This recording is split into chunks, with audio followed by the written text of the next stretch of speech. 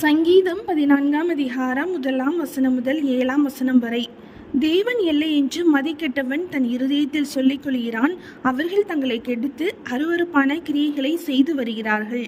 நன்மை செய்கிறவன் ஒருவனும் இல்லை. தேவனை தேடுகிற உணர்வுள்ளவன் உண்டோ என்று பார்க்க கர்த்தர் பரலோகத்திலிருந்து மனுபுத்திரரை கண்ணோக்கினார். எல்லாரும் வழி விலகி ஏகமாய் கெட்டு போனார்கள். நன்மை செய்கிறவன் இல்லை, ஒருவனாகிலும் இல்லை. அக்கிரமக்காரரில் ஒருவனுக்கும் அறிவு இல்லையோ? அப்பத்தை பட்சிக்கிறது போல என் ஜனத்தை பட்சிக்கிறார்களே. அவர்கள் கர்த்தரை தொழுது கொள்கிறதில்லை. அங்கே அவர்கள் மிகவும் பயந்தார்கள். தேவன் நீதிமானுடைய சந்ததியோடே இருக்கிறாரே. சிறுமைப்பட்டவனுக்கு கர்த்தர் அடைக்கலமாய் இருக்கிறார் என்று சொல்லி நீங்கள் அவனுடைய ஆலோசனையை அலட்சியம் பண்ணினீர்கள்.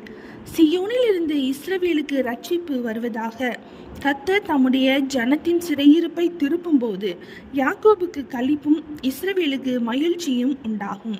சங்கீதம் 14ஆம் அதிகாரம் முடிந்தது.